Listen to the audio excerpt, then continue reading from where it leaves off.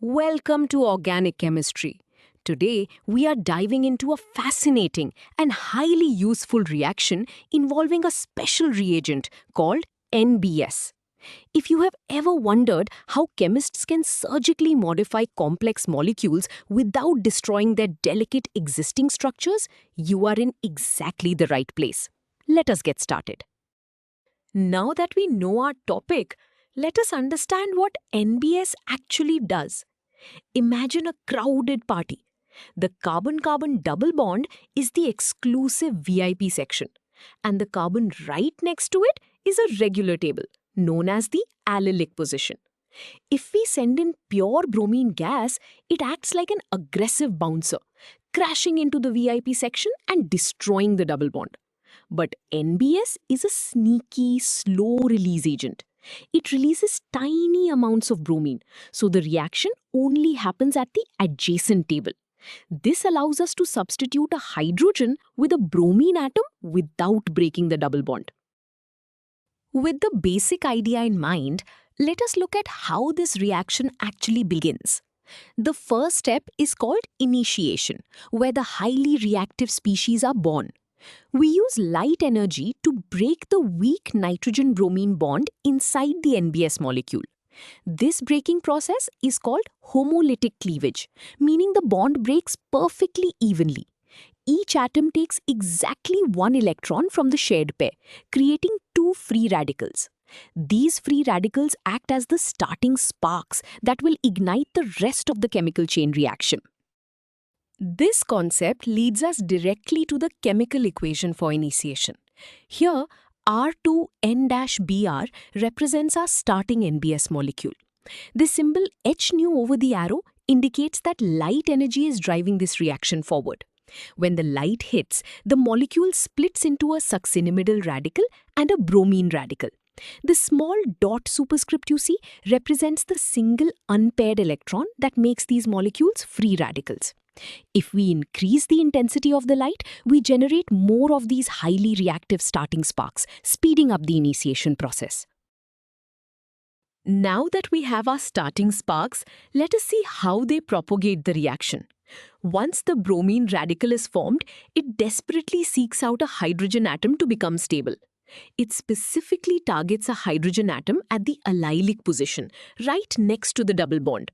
The bromine radical steals this hydrogen, forming a stable molecule of hydrogen bromide. This theft leaves the original organic molecule with an unpaired electron, turning it into an allylic radical. This allylic radical is surprisingly stable due to a phenomenon called resonance, which we will see soon. Let us look at the mathematical representation of this first propagation step. On the left, we have our starting alkene, reacting with the highly reactive bromine radical. The bromine radical attacks the allylic methyl group, pulling off one hydrogen atom. This produces hydrogen bromide, HBr, and leaves behind an allylic radical, shown with the dot on the end carbon. If the concentration of the starting alkene increases, this specific collision happens more frequently, driving the formation of the allylic radical at a much faster rate, pushing the cycle forward. This brings us to the absolute key step that explains why we use NBS instead of pure bromine gas. The hydrogen bromide we just produced reacts immediately with another molecule of NBS. This secondary reaction produces a tiny, steady amount of pure bromine gas. Because the bromine gas is generated slowly and in microscopic amounts, its concentration remains incredibly low throughout the flask. This low concentration is the secret trick. It ensures that the bromine will only react with the highly reactive allylic radical, rather than attacking and destroying the carbon-carbon double bond. Here is the chemical formula showing exactly how that low concentration of bromine is generated. The NBS molecule reacts with the hydrogen bromide, HBr, that was formed in the previous step. This yields a stable succinimide molecule and pure bromine gas, Br2. Conceptually, this is the slow-release mechanism in action. If we were to somehow remove the HBr from the system, this step would stop and no bromine gas would be produced. The steady generation of Br2 is what keeps the chain reaction alive without ruining the double bond. Now that we have generated our pure bromine, let us look at the final step of the cycle. The highly reactive allylic radical encounters the newly generated bromine molecule. The radical grabs one of the bromine atoms to form the final substituted product, an allylic bromide. As it takes one bromine atom, it kicks off the other one as a brand new bromine radical. This newly formed radical can then go back to the very first propagation step and steal a hydrogen from another starting molecule, repeating the cycle continuously in a chain reaction. This formula shows the final product formation. The allylic radical reacts with the diatomic bromine molecule. The result is our target molecule, the allylic bromide, where the bromine is now covalently bonded to the carbon next to the double bond. Notice that a new bromine radical is also produced on the right side. This is the hallmark of a chain reaction. If the concentration of the allylic radical increases, the rate of product formation shoots up. The newly freed bromine radical immediately loops back to continue the process. Before we move on, let us see this with a concrete example, using a ring-shaped molecule called cyclohexene. We are given cyclohexene and asked to predict the final product when it reacts with NBS in the presence of light. Our strategy is to first locate the carbon-carbon double bond within the six-membered ring. Next, we identify the allylic carbons, which are the carbon atoms sitting immediately adjacent to that double bond. We know that NBS will target this specific position to swap a hydrogen for a bromine. Continuing with our cyclohexene example, we execute the substitution. We remove one hydrogen atom from the allylic position we identified and we replace it with a bromine atom. The chemical formula C6H10 represents our starting cyclohexene. When light energy is applied, the substitution occurs exactly at the allylic position. The final organic product is 3-bromocyclohexene. Physically, this means we have successfully attached a heavy bromine atom to the ring while leaving the double bond completely untouched, proving that NBS is a highly selective chemical tool. Let us look at a visual diagram of the reaction we just solved. On the left, you see the hexagonal ring of cyclohexene with its double bond. The arrow points to the right, indicating the reaction with NBS and light, written as HNu. On the right, you see the product, 3-bromocyclohexene. Notice how the double bond inside the ring has not been altered or broken at all. Instead, the new bromine atom, highlighted in blue, has attached itself to the carbon right next door. This perfectly illustrates the concept of allylic substitution. Now that we have mastered a simple ring, let us explore a slightly more complex scenario involving straight chain molecules.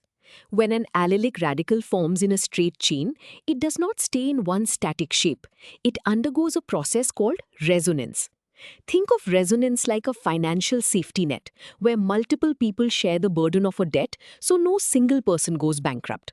The molecule stabilizes itself by sharing the unpaired electron across multiple adjacent atoms. Because the electron exists in multiple spots, the incoming bromine can attach in different places, leading to a mixture of products. Let us apply this resonance concept to a new example, the bromination of 1-butene. We need to predict the products when 1-butene reacts with NBS under light.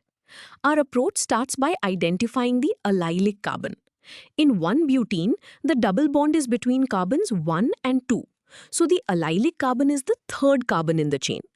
The bromine radical attacks this specific group, abstracting a hydrogen atom. This leaves behind an unpaired electron on that third carbon, creating our initial allylic radical.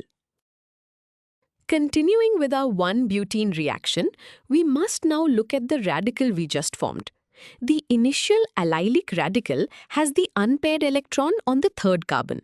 But because of resonance, the unpaired electron and the double bond can shift positions. The double bond moves between carbons 2 and 3, pushing the unpaired electron onto the first carbon. This creates a second valid structure. The true structure is actually a blend of both forms, meaning the unpaired electron spends time on both the first and the third carbon atoms.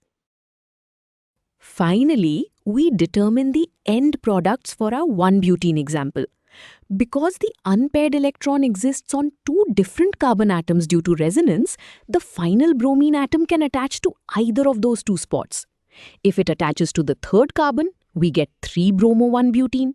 If it attaches to the first carbon, we get 1-bromo-2-butene. This means our reaction produces a mixture of two different chemical compounds. Physically, this illustrates how the internal stability of the intermediate radical directly dictates the variety of final products we obtain in the flask. Having seen how the reaction works, let us look at why it matters in the real world. Understanding the reaction with NBS is incredibly important in pharmaceutical manufacturing and chemical synthesis. When chemists build complex, life-saving drugs, they often need to attach new molecular pieces to specific locations on a large framework. A bromine atom acts as a perfect chemical handle that allows them to grab the molecule and swap the bromine out for other functional groups later. NBS allows chemists to install this handle surgically, exactly where they want it, without causing any collateral damage. We have covered a lot of ground today, so let us summarize the key takeaways. First, the reaction with NBS is a highly specific tool used to place a bromine atom exactly at the allylic position, leaving the double bond intact. Second, it operates through a radical chain mechanism, where NBS acts as a slow release source, keeping bromine concentration extremely low. Third, the intermediate allylic radical is stabilized by resonance, which can sometimes lead to a mixture of products. You now understand a fundamental technique that allows chemists to selectively modify organic molecules with surgical precision.